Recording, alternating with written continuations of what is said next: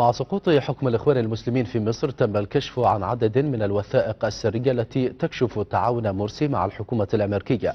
الوثيقة السرية التي أصرت قوات الجيش على جعل التحقيق فيها علنيا تنص على بيع 40% من أراضي سيناء للجانب الأمريكي. الإطاحة بحكم الإخوان في مصر على يد الشعب والجيش وإزاحة محمد مرسي من كرسي الحكم أما اللثام عن الكثير من الملفات والأسرار التي ربما كانت معروفة داخليا، لكنها اليوم افتضحت بعد سقوط أوراق لعب الإسلام السياسي بسرعة لم يحسب لها آنفا عند إدارة واشنطن. 8 مليارات دولار يطالب الكونغرس الأمريكي الرئيس باراك أوباما استردادها من مصر، قدمت كدعم لجماعة الإخوان المسلمين مقابل تسليم 40% من مساحة سيناء للفلسطينيين التابعين لأعضاء منظمة حماس.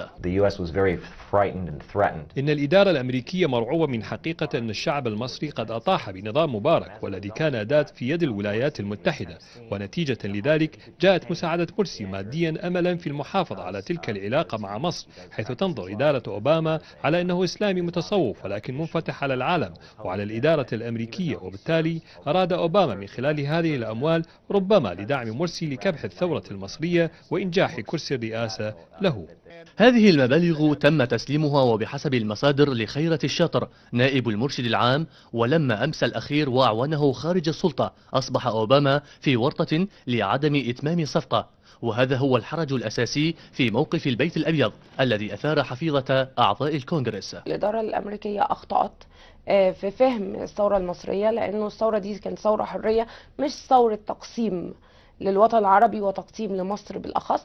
هم استغلوا طبعا وجود الإخوان المسلمين وإرادتهم ان هم يوصلوا للحكم بسرعة كبيرة وان هم يقدروا يسيطروا على الكرسي ويفكروا ان هم يقعدوا كتير، فاستغلوهم بانهم ادوهم فلوس، ودي مش أول مرة تحصل في الوطن العربي ومش أول مرة تحصل مع نظام. يذكر أن الوثيقة المتفق عليها وقعت من قبل الرئيس المعزول محمد مرسي ونائب المرشد العام خيرة الشاطر ومستشار الرئيس لشؤون الخارجية عصام الحداد. هو بأي حق خيرة الشاطر أصلا يوقع وهو ملوش أي منصب سياسي، مش موجود لا في تشكيل حكومة، يعني هو عضو جماعة الإخوان المسلمين.